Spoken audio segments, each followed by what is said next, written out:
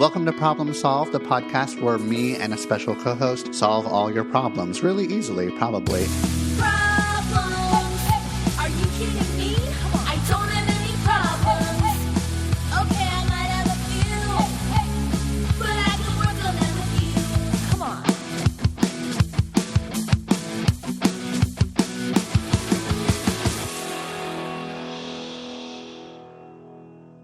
Deep breath. Deep breath. Feel yourself in your chair, just really grounding, really letting yourself settle with each exhale. Oh, you're good. Your voice is good at that. Oh, it's my favorite thing to do for clients. Is it? Yeah, and I always think of that Arrested Development thing, like, talk you off what, Pop Pop? You remember? No. I'm like, no? But I want to. I'm not going to explain it. But I will remember it if you explain it. I love that show. Yeah. Remember George Michael answers the phone and Yes. it's George, right? On the line, and he's telling him to talk him off. Talk you off what, Pop Pop?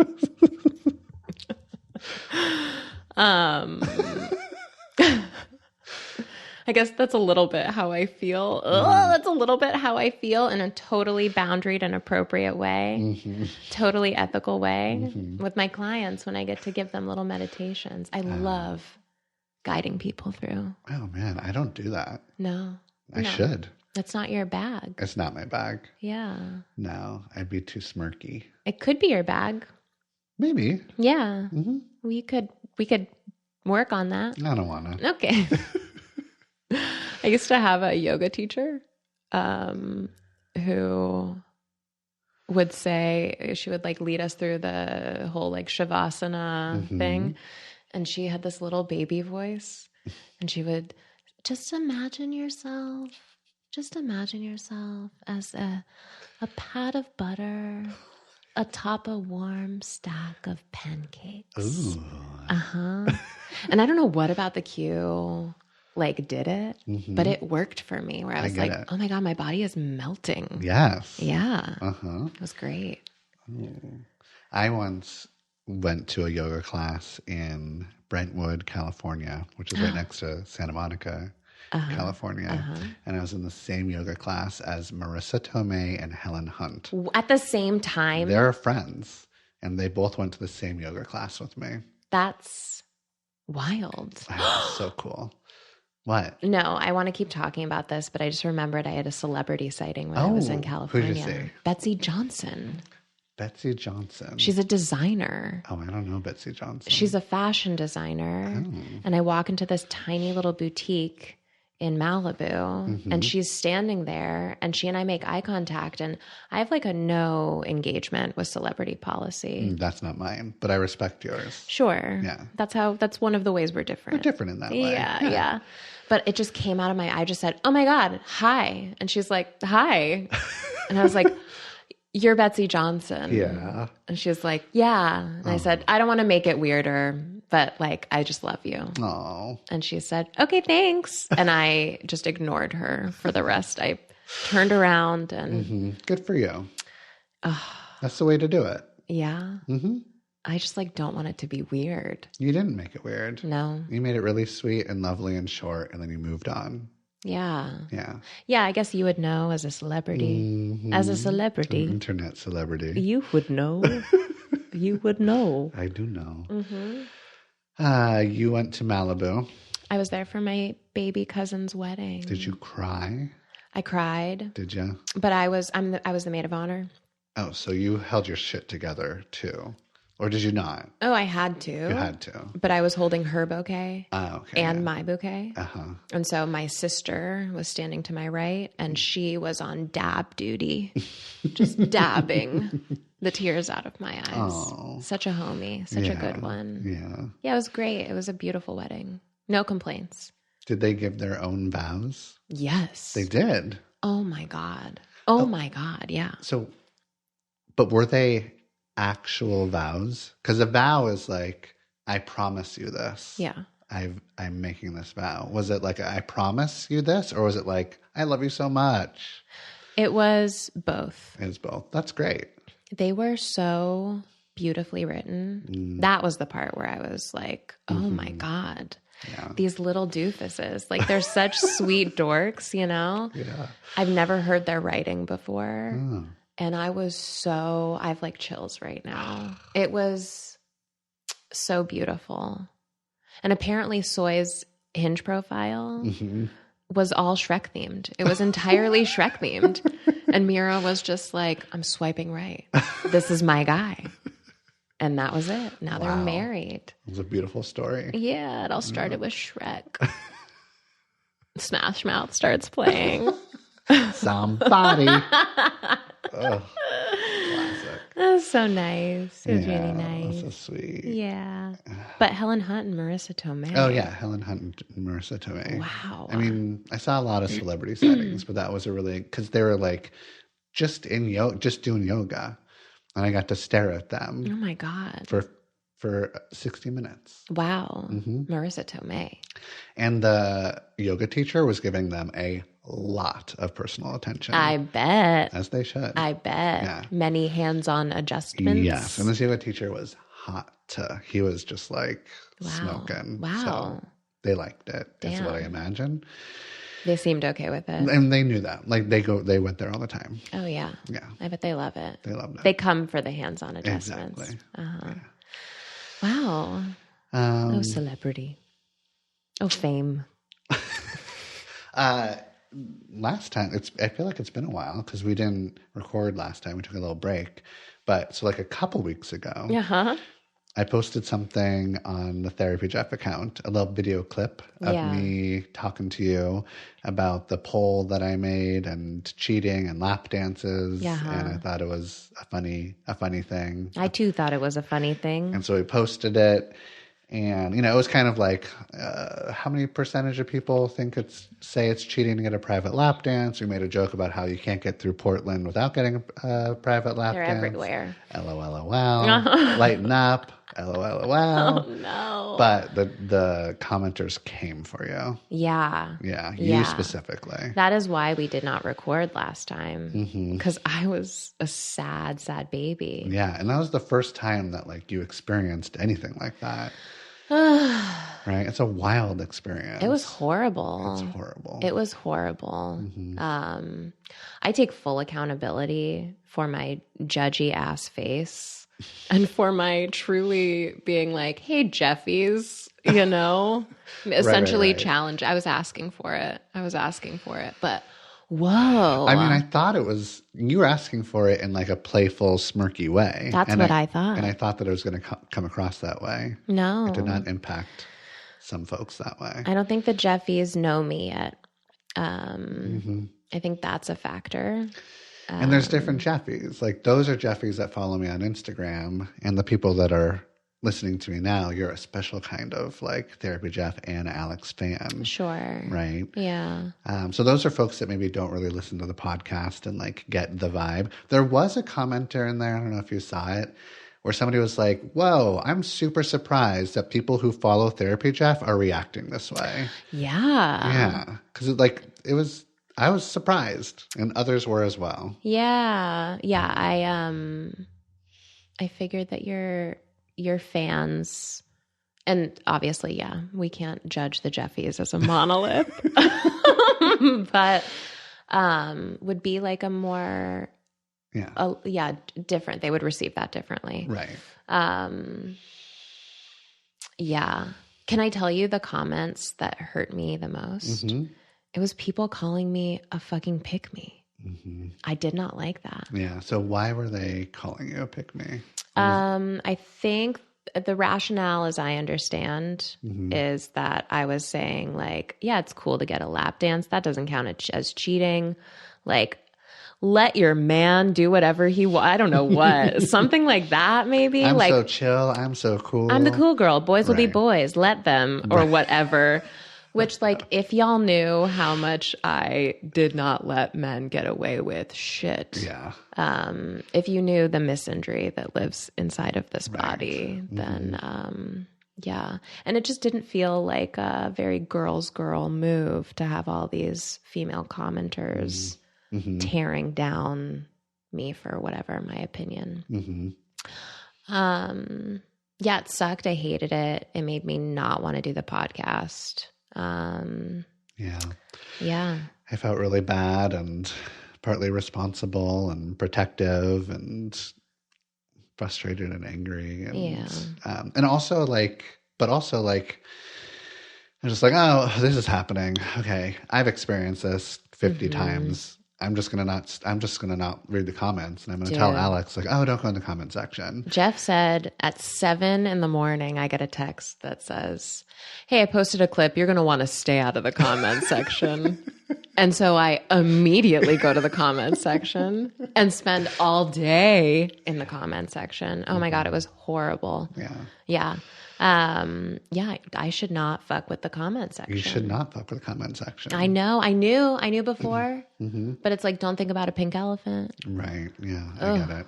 And when this sort of thing happened to me the first 10 times, I stayed in that comment section for a long time. Yeah. And the first 5 times I actually like responded to people being like, actually, I don't know what you're talking about. This is what I mean. And like I would get into like fights with people. That didn't work. No. And then I eventually learned to just like stay out of the fucking comment section. Yeah. And be in alignment with myself, being like, I know what I'm doing. Yes. And most people are understanding the fucking vibe. I don't have to, and I'm not going to get canceled for this. This is not a big deal. No. But it took, a handful of times for me to really learn that. Sure. And like ultimately people are judging you based on a tiny little clip without knowing you and projecting all of their shit onto you. Especially when it's about cheating. Oh my God. So cheating and sex work. It was like just a bang bang of like double whammy. Oh my God. Yeah. Shit that people have a lot of feelings about. A lot of feelings about. Yeah. Which is understandable. Sure. Have all those feelings. Have all the feelings. Yeah. Lesson learned. Anyway, we're back at it. We're back at it. We didn't let it stop us. Yeah. I'm feeling like I'm just like kind of in a funky mood today. It's not connected to that. It's just sort of like a rough couple days. Yeah. So, but I'm like happy to be here on the podcast. The podcast. Yeah. And I'm using it to kind of like have fun and distract myself and feel great. Good. Let's let it be light today. Let's let it be light. Let's let it be light. I'm sorry you're not feeling great. Let's have fun. Thanks. Yeah. We got a fun first question. We do have a fun first question. Just for Alex. Oh, no. And I thought about this question a lot today. You did? Uh-huh. In my own way.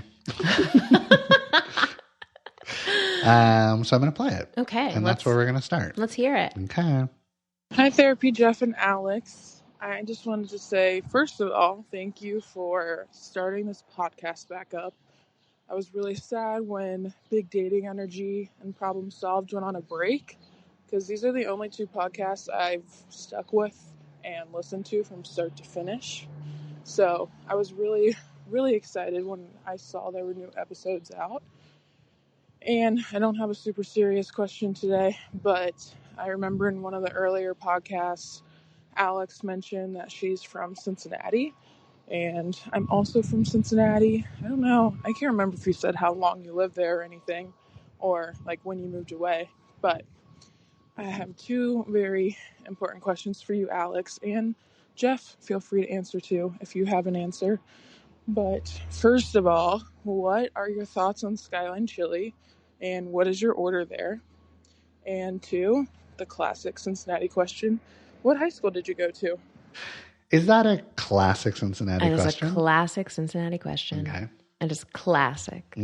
It's like the who do you know? What high school did you go to? Is Cincinnati is that because it's like there's not many high schools, so you can be like, I went to this and that really defines you? There are a number of high schools. Okay, there's a number. You can't just be, it's not like Northwest, East, and South high school. No, but it does define you. Oh, okay. Yeah. Yeah. I went to, I'm not going to say the school I went to because why? I feel weird about. Okay. I have her email address. I'll email her. If you want to personally email her and let me know. I would love to. And she'll know that she'll the only person that will know. Yeah, and maybe she'll talk about it, but that's fine. Okay. I went to so my sisters went to Sycamore High School. Okay. They went to Sycamore High. Do you want to leave that in there? Or do you want to bleep that out? That feels You let me know. okay to leave in for now. Mm-hmm. I came along later. My sisters are a bit older than I am. And, you know, I feel like I remember Natalie saying like, well, you needed more attention. Like, I remember I had like a stutter when I was little. And I would just, you know, it was a gnarly stutter, but really cute. Yeah. And I think what was happening was, I had undiagnosed ADHD. Yeah. And so my parents sent me to private school. Oh, okay. So I went to a private school. For your elementary, middle, and high school? From third grade until I graduated high school. The Was it same school. Oh, it's the same school. Okay. I graduated with like a class here. This will tell you. This will give you some details. If you know, you know. With like around, give or take, 90 people. Oh, tiny. And so many of them were the same ones from third grade until graduation. Oh, wow. And I felt like not a part of the gang. Oh. Because some of these people, they're getting their driver's licenses and they're getting like brand new Mercedes and like brand new whatever and like totaling it and then getting another one. And that's not how we did it in our family. Yeah, so I felt like the black sheep at like a schmancy public or private school. So you don't want it to define you because it doesn't define you. It defines me in that I am in resistance, like you're anti. Like I'm defined against it. Got it. Does that make sense? Yeah. I was like the broody, artsy kid. Yeah. Yeah. Interesting. I went my own way. And okay, this feels like actually the classic Cincinnati question. How do you feel? It's like Skyline or Gold Star. Okay, I don't know what either of those are. You since when we dated, that's when I first learned about Skyline Chili. Yeah. Did I make you eat Skyline? I think you brought some back for Brandon and Jill, and then we Oh yeah, we made chili dogs. made chili. Yeah. Yeah. So I have had it, but I didn't know anything about it until I met you. So can you tell people that are also like me who have no fucking idea what this is? Okay, Skyline Chili. Cincinnati chili is a style of chili. It's really more akin to like a meat sauce. Yeah. It's not really a chili because there are no beans, there are no vegetable, nary a vegetable. Okay. Not one. But it is like a runny meat, which I'm selling it. Yeah. You love a runny meat? No. Okay, but hang on. But it's right. got like warm spices in it, like cinnamon, cocoa, and it's like a Greek style chili. Okay. In Cincinnati, this is the thing. There's Skyline, there's Gold Star. So Skyline makes that type of chili, as does Gold Star. Yes. Okay, it's the same chili. Same style. Same style. Yeah. Made in their own respective ways. And then there are other, like there's Camp Washington chili that does it, but they're not like a chain. Can I buy this in Portland, Oregon? I've never saw it in California growing up. Like, is this only in the Midwest or just Cincinnati? This is just Cincinnati. It's just Cincinnati. Okay. Because nobody else likes it outside of Cincinnati. Because it's not good. It sounds bad. It's really bad. It's really bad. And you have to be from Cincinnati or higher drunk to really enjoy it. And maybe all three. Optimally, all three. Yeah. Yeah, if you go to like the airport, the Cincinnati airport, you can buy cans of Skyline. I don't think you can buy cans of Gold Star, but that doesn't matter because Gold Star is trash. Oh, it is? And I'll die on that fucking hill. Is that controversial in Cincinnati? It might be. And you know what? If there are Jeffies, this is like me asking for it again. Fucking fight me. Come for me. Come for me. Skyline, always. Gold Star, never. Gold Star is bullshit. This is the clip. This is the clip. Yeah. Oh my God. No one will be able to relate to it. My order. Oh my God. My order. Sometimes there's a Greek salad involved. Okay. If I'm sitting down at a Skyline establishment. Oh, so there's a restaurant called Skyline. Oh, yeah. That's Okay. Skyline and Gold Star restaurants. Oh, they're restaurants. They're like chains of and restaurants. you can also buy these things in cans. Yeah. Okay. All right. I'm following you Or now. frozen. Okay, so I'm sitting down at a Skyline, which is like a whole vibe because there's like a center counter, like a deli, little stools, and then also little tables. And on each table, they put a bowl of oyster crackers. Okay. Why? I'm not really sure. But you eat the oyster crackers either in your chili or on your chili. Now, a lot of people from Cincinnati will do a 3-way, a 4-way, a 5-way. What is that? These are chili on spaghetti dishes. Oh. Okay. So it's a plate of spaghetti with chili and cheese. Oh. And that's a 3-way. Okay. Got Okay. it. You add onions, 4-way. You add beans, question mark? 5-way. I don't really know. I don't fuck with that. What I fuck with, oh my God, I'm so hungry, is the coney. What's that? That's the hot dog. It is a chili cheese coney. My order is, I'm going to get a small Greek salad. I'm going to get 2 chili cheese conies with everything. Okay. If they have the habanero chili, or the habanero cheese, the spicy cheese, I get the spicy cheese. On top of their Skyline Chili. Yeah, so it's a hot dog The chili dog. in a bun, chili, cheese. It is a very specific cheese. Is it like a queso? This is only for her. For some reason, I'm riveted. This answer is only for her Is and it, so you. is it like shredded cheese or and like Anthony Marquez. Shout out to Anthony Marquez. It is a very finely shredded cheddar. Oh, okay. But like so finely shredded that you could like mush it. Oh, okay. I'm mushing it. We're not doing clips today. We're not filming today. And it would like stick together like clay. Wow. Like Play-Doh or something. God, and it's so, the texture is divine. Wow. Then onions, Okay. yellow mustard. Sure. And what I like to do is I'll put those little oyster crackers, just wedge them in there between the bun and the dog. Hot sauce Oh my God. on top. Wow. It's like That's a lot. a vinegary, like Tabasco adjacent hot sauce. So it's not super spicy. Okay. Big cup of iced tea, unsweetened.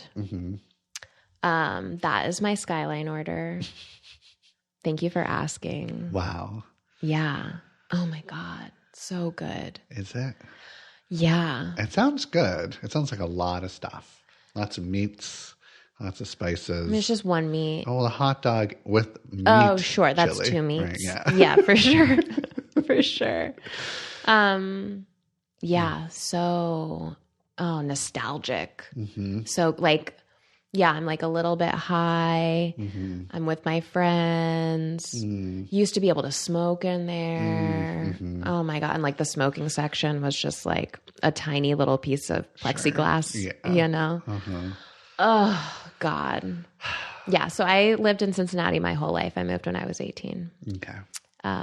So this is like a very nostalgic thing. Yeah. So whoever that was, what was her name? Jamie. I want to know your Skyline order. I'm going to email you. We can talk about high school if you want. Jamie, you're my new friend, my new Cincinnati homie. Are you still living there? Did you leave? Ooh, tell me everything. Great question, Jamie.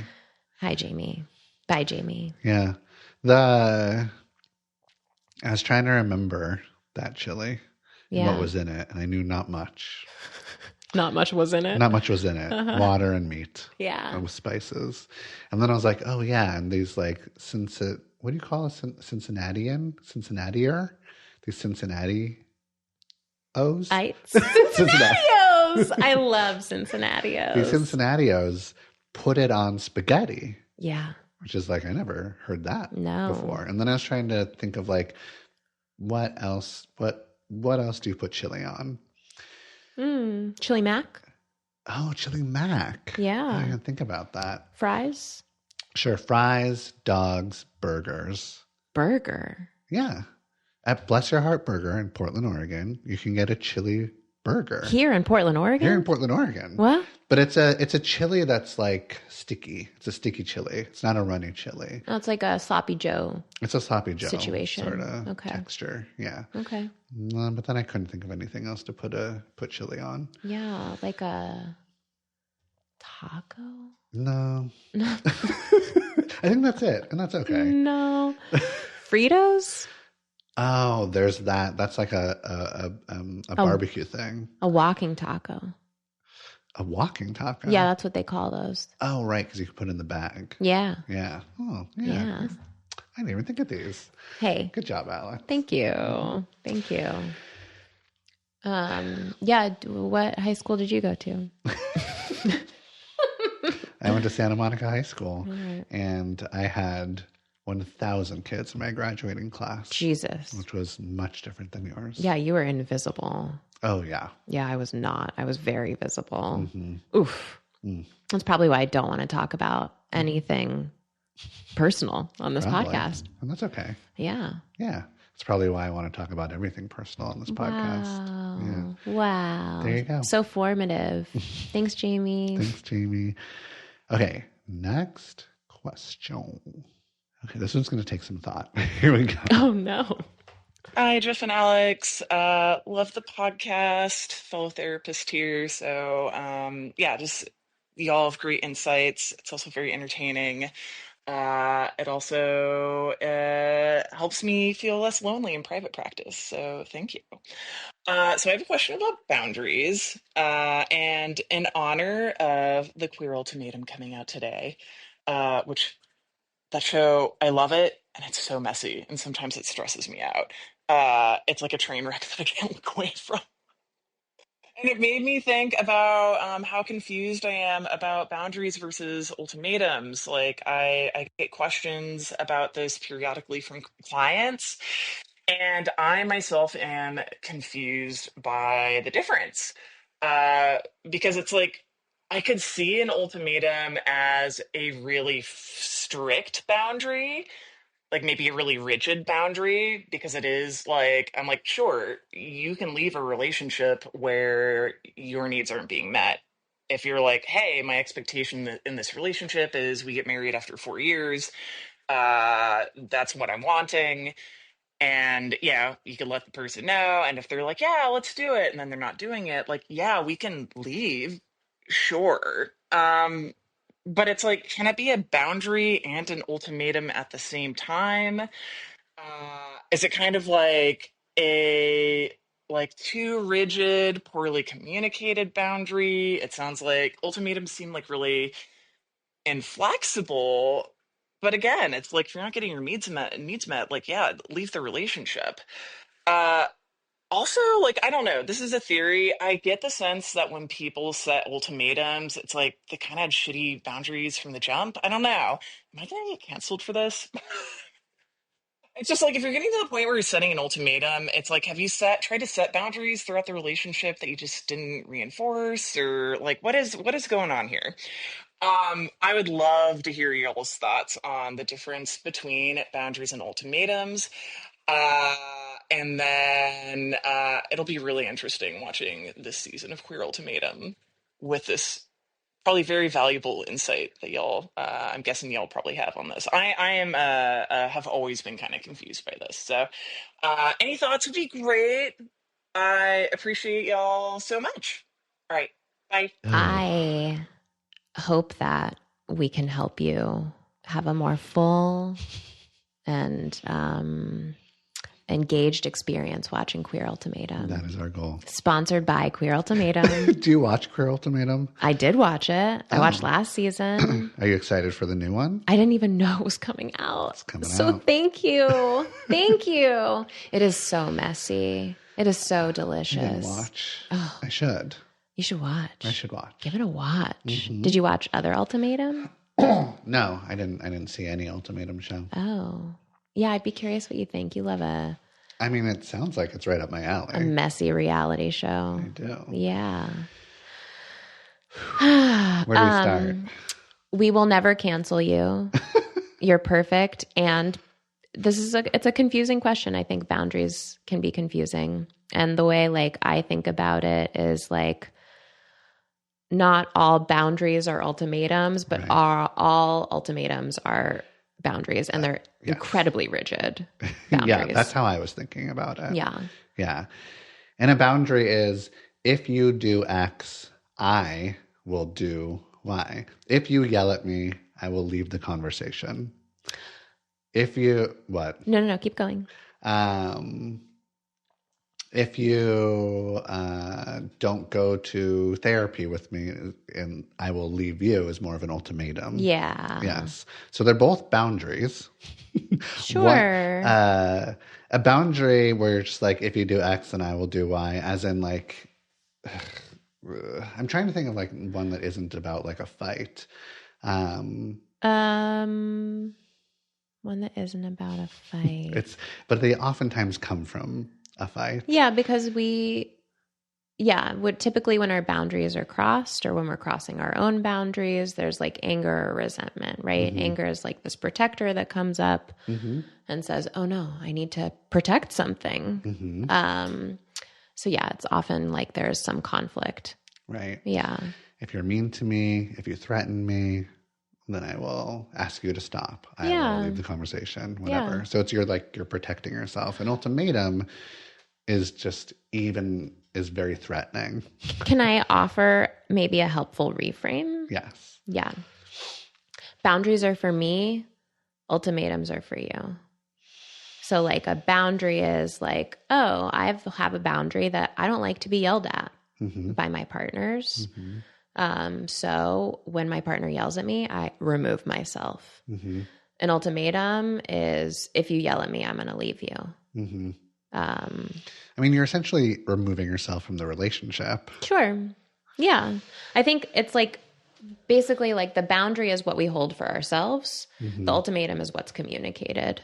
Mm-hmm. Like the boundary is what I hold for myself, and maybe it's a request that's communicated based on the boundary. Maybe here's a non-conflict boundary. I have a boundary where it's like, I don't want to always be the one planning dates, you know? Mm-hmm. So the request is, hey, I would love it if you would help me plan more dates. It makes me feel very loved and cared for when I see you putting effort in, and I don't have to do all of that extra labor. Mm-hmm.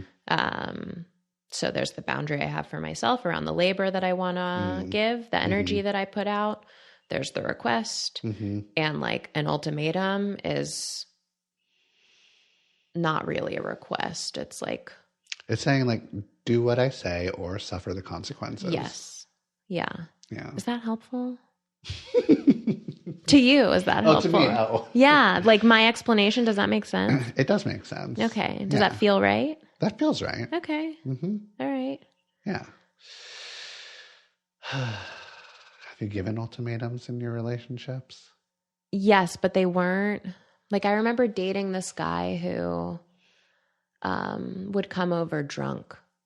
And I really did not like that he was coming over drunk. And so I said, the next time you come over drunk, I'm going to make you leave. Is that an ultimatum? That's a boundary. It's a hard boundary. Yeah. Yeah, I didn't. It's got it. The only way that's an ultimatum, I think, is just like this relationship is going to end. Oh. Yes. Have I right? Ever said I don't think I've ever said an ultimatum. By that definition? I mean, I've broken up with people and been like, this isn't working for me and I'm going to leave the relationship. Yeah. But it's never been like, you need to do this. Warning about it. Oh, for sure.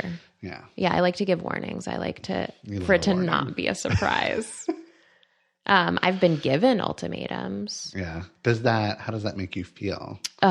Controlled. Yeah. Angry. Sure. Usually like, I'm noticing that my arms are crossed right now. Like, yeah, it makes me feel small. And I might, like in this most recent instance, I agreed to it for like a little bit, but then I was like, oh, I feel gross about agreeing to this. So I'm not going to do that, actually. Right. That's a super unreasonable expectation. Yeah. And also the framing was, I'm not going to give you an ultimatum here, but here's an ultimatum. And it's like, okay, yeah, let's just call it what it is. Sure. With boundaries and ultimatums, the purpose shouldn't be to control or shame. No. But oftentimes that's what happens with an ultimatum and sometimes a boundary. Yeah. And you're using it wrong. You're doing it wrong. Yeah. Yeah. Yeah. It's supposed to let somebody clearly know what your limit is, how you want to be communicated with, what you want the relationship to be like or feel like. Yeah. And then this is what's going to happen if it doesn't if you break that boundary or boundaries are like the rules of the game. Like, okay, we all understand the rules. We have these constraints that we operate within, and now we can like play within those constraints, right? We can all be on the same page about what's expected of us. Boundaries help us to like be closer, actually. Yeah, we want to know all the boundaries. Yeah. So that we can respect them. And Sure. feel safe. Yeah. Yeah.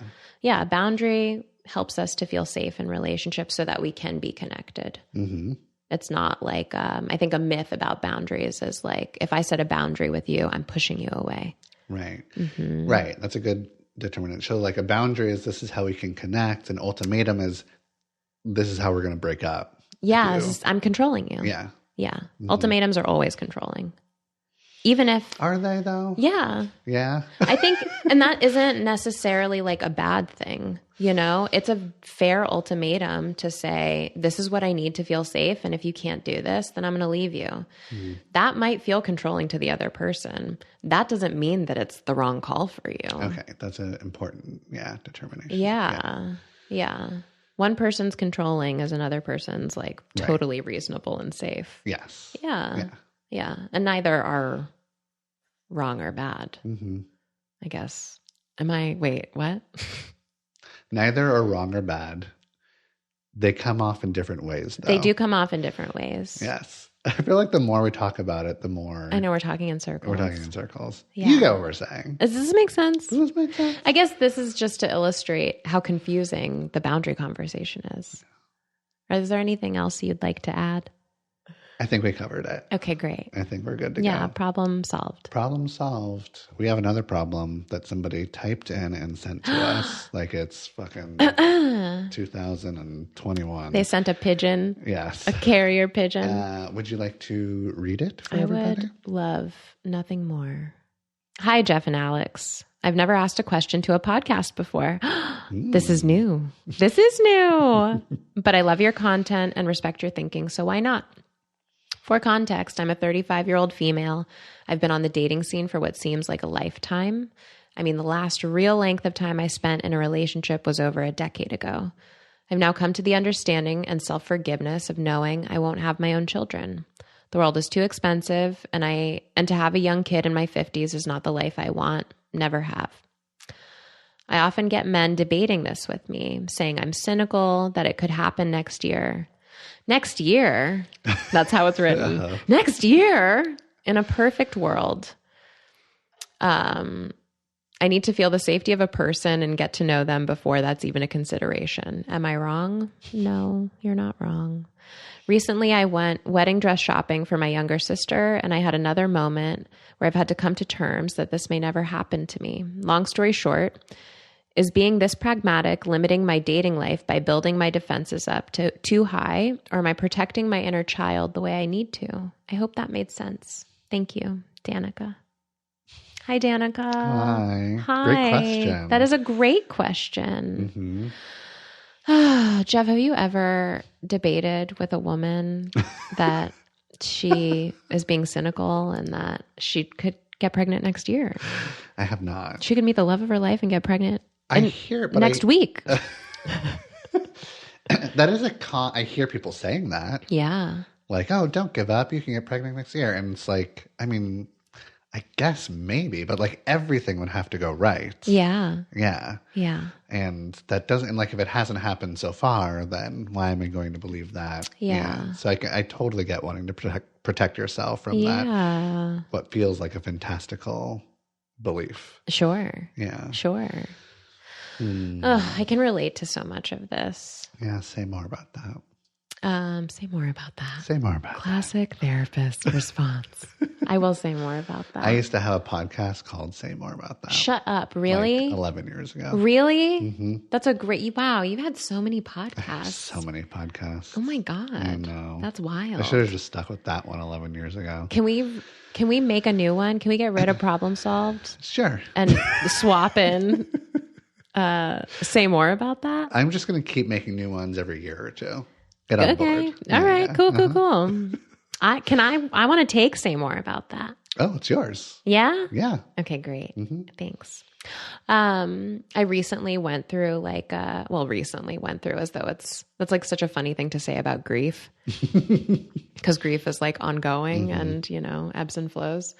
I went through a wave of grief of like, oh fuck, like I'm not married and I don't have kids. And at this point, like that just might not happen. And I've said that before and it's felt really sad. Where it's like kind of like, oh no, just like, oh, this is what I want so badly.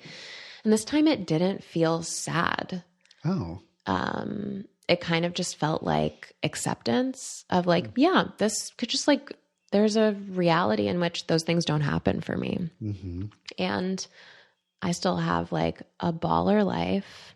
I have a great home. I have a great community. I have a great family. I love my work.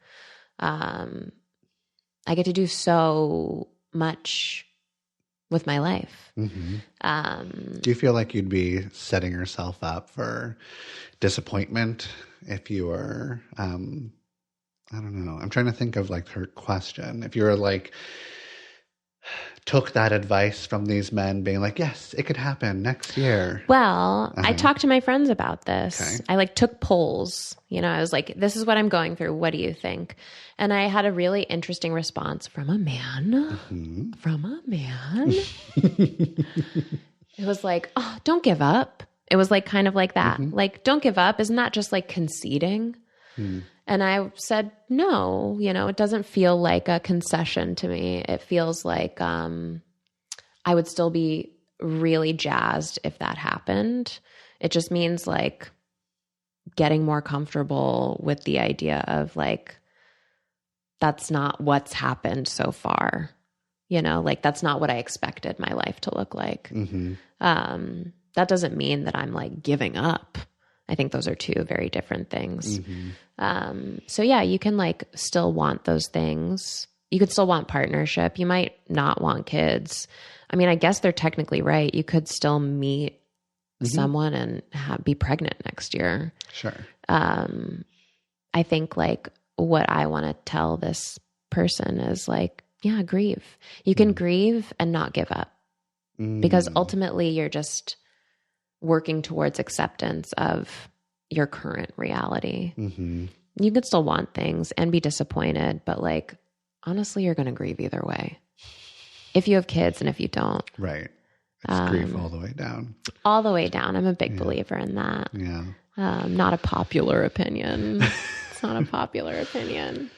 When I was younger, I don't know, around 20, I felt like pretty sure that I didn't want to have kids. Yeah. And then I got older and I was like, oh, I'm very sure that I don't want to have kids. And I was flying high for many decades. Yeah. 20 plus years being like, yay, no kids for me. I can't wait to not have kids. And these are the reasons why. And I feel very in alignment with it. Yada, yada, yada. I then, partner got accidentally pregnant. And then it was just like, oh yeah, we were both on the same page about an abortion, and the abortion was had, and I got fucked up by grief. Yeah. And I had told you this before, like it like hit me, and I was so surprised because I was like, yay, no kids forever. Sure. And I never really made room for the grief or the sadness of not being a dad, of not or having the possibility or raising a kid. Yeah. And it took this like abortion and the pregnancy to be like, oh, but what if? What if we don't get an abortion? Sure. And I didn't even think about what if we don't get an abortion until after the abortion was had. Yeah. I didn't even consider it. And then I was just like, I didn't even consider it. Yeah. Like, what the fuck? Yeah.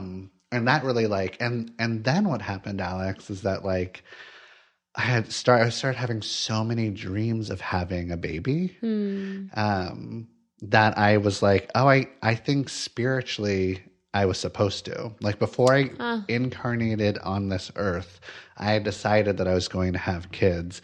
And along the way of my like physical incarnation, I decided not to, which is allowed. You can like change your mind as a soul. Yeah. Or maybe there's a parallel life, Jeff, that did have kids. I don't know. And there is. And there is, Yeah. of course. But I started to be like, oh, fuck. I was supposed to have kids and I didn't have kids. And now I'm not going to have that experience. I'm not going to have the lessons. I'm not going to have the love or whatever comes along with having kids. And I was shook for like months. Yeah.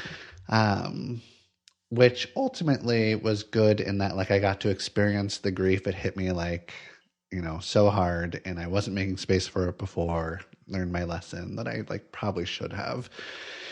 Should have. Should have. I don't know. I don't like that I said that. We're moving on. Okay. I'm just acknowledging I probably shouldn't have said that. All that being said, Yeah. I got a vasectomy.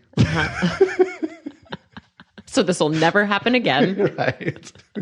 And the vasectomy cut off that grief so the moral of the story is You got to get a vasectomy. Get a vasectomy, get the tubes tied. You'll never grieve again. You'll never grieve again. Mm-hmm.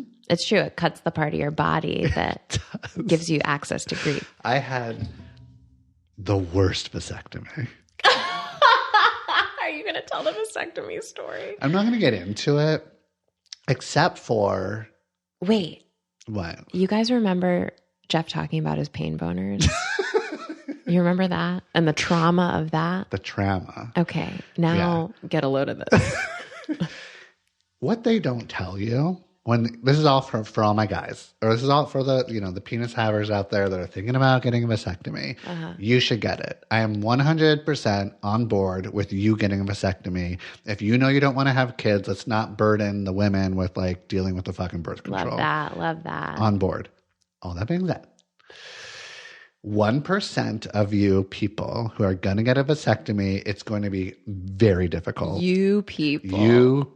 You fucking men out there. Also, you can reverse a vasectomy. Oh, it is reversible. Yeah. Yeah. I just want to say that. So, like, even more reason to go get it, except for that 1% Except of there's you. a 1%, and I was part of that 1% where it goes wrong. Where you bleed too much. And I don't even want to get into it, but it goes wrong and you swell way more than you thought like your balls could ever swell. You're in constant pain and it feels like you're getting kicked in the balls over and over and it's not going away.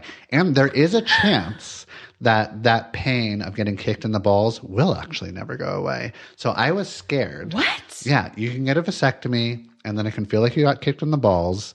And I felt like I got kicked in the balls for 6 full weeks. Oh, no.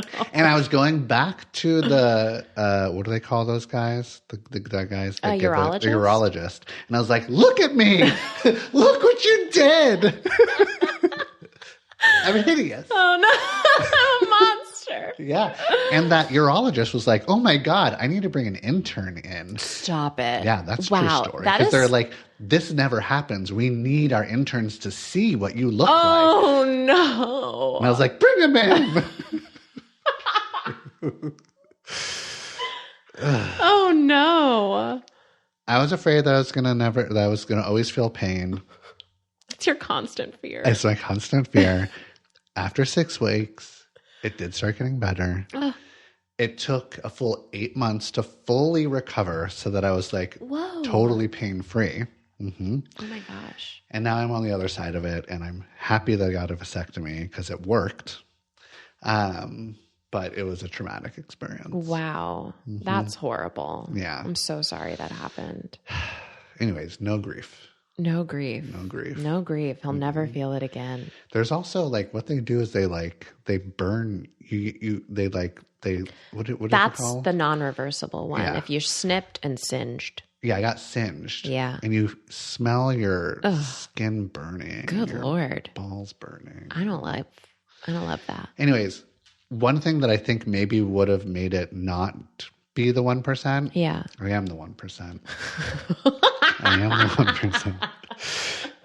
I think so. Okay, I'm going to end the story real soon. But I think what happened is that like they give you a little sheet of like, this is what you do before your surgery. Yeah. And I was like, oh, I'm going to follow the sheet. And on the sheet, it said, take either 2 Advils, 2 Tylenols, or 2 ibuprofen or Motrin or something. So I was like, oh, I love Advil. We've talked about how much I love Advil. Yeah, you are sucking on I'm Advils. constantly downing Advil.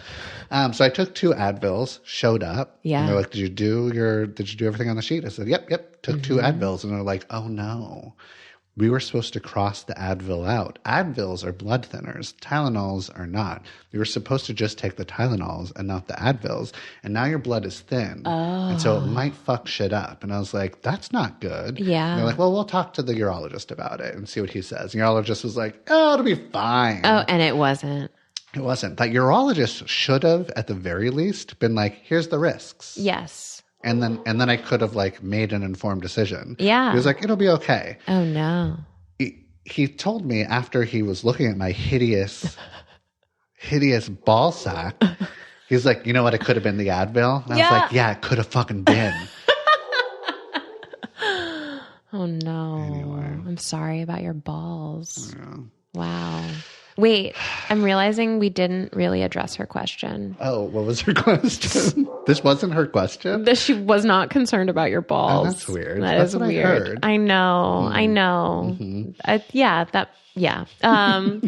Is being this pragmatic limiting my dating life? Oh, right. Or am I protecting my inner child the way I need to? Do you know what she's talking about with the inner child piece? No, I think that's I get the vibe, but I'm not sure she's saying it right. She didn't really, well, I think we just don't have that context. Okay, She didn't include that. But I imagine it's like, yeah, our inner child is like the part of us that feels like that grief and that sadness, I think. I could be wrong. I often am. And so maybe, by her like building up defenses by being like, it's never going to happen for me, is a way for her to avoid feeling disappointment. Right. And grief. Yes. Right. But like, right. Is she limiting her dating life? So we're saying her pragmatism is getting in the way of grief. Is her being pragmatic is maybe she's not allowing herself to feel the grief. We're saying lean into some of the grief. Yeah. But also, is her pragmatism getting in the way of dating, like being open to meeting a partner? Oh, yeah. I don't know. Sounds like it might be. That's a question to ask yourself, Danica. Yeah, we don't know, given what you've shared with us. I will just say, like, it's really fucking hard. You know, like, Jeff gets to... I mean, now he doesn't get to because he's been snipped and singed, right? Right. But women, you know, we don't get to have the luxury of being like fertile and giving birth for our whole lives, right? There is like a timeline, and it's not fair, and it's really fucking weird. Even like to feel ambivalent about, or just like, I don't want to have kids, but then your body is like just doing this thing where it's like, you should really have kids. And you're like, what are you doing, body? Right. I know like I feel pretty ambivalent about it. And, there are moments where it just like hits me, like a wave of grief hits me where it's like, ugh, it's like the sliding doors of it all. Right. So I just have a lot of compassion for that experience. And like you mentioned, you know, taking your little sister out wedding dress shopping and, been there, feel that. We love you. You're perfect. Never change. I think what you're doing is great. Yeah. And I love it. And you're protecting yourself. And it's hard when when our lives don't look like this like very linear prescribed way that we are sort of culturally taught they should look. Yeah. Like, okay, yeah, you're getting married, you're having the kids, you have the whole thing, right? And these guys who are like, oh, don't give up on it, you could have it next year. They're like, they think that they're being, I don't know, helpful, nice, supportive, but they're prescribing to this sort of like. Yeah, they're trying to fix it. Yeah. Yeah. Exactly. Like those fucking dummies. Those fucking dummies. Yeah, they don't know, those stupid idiots. Yeah. Easy for them to say. Easy for them to say. Yeah, they could do it when they're 70. Yeah. They could knock some lady up. Some lady. Some lady. I don't know what I'm saying anymore. We've reached the end of the podcast. That's it? That's it. Wow, we had like 12 more questions we were going to answer. Know, but we only got to 3. It was your ball story. You know what? I love telling that You story. know. It's an important story. Yeah. That not enough men are speaking up about. We should talk about this. We're questioning the medical model. Right. You know, doctors aren't experts necessarily. No. Trust your body. Listen to your body. Exactly. But go get that vasectomy. Definitely do that. Yeah, do it. Do that. Yeah. Okay, we love you. We love you. Listen to, like, you're already listening to us. That's not what I meant to say. Keep listening to us. Keep listening. Share us. Share us. Tell your friends. Rate us. Rank us. Review us. Send your questions to us at therapyjeff.com/podcast. Yes. And we can't wait to talk to you, our best friend, next week. Next time people come for me in the comments, defend me. Please defend her. Help me. Help. Bye. Bye. Problems. Okay. We've identified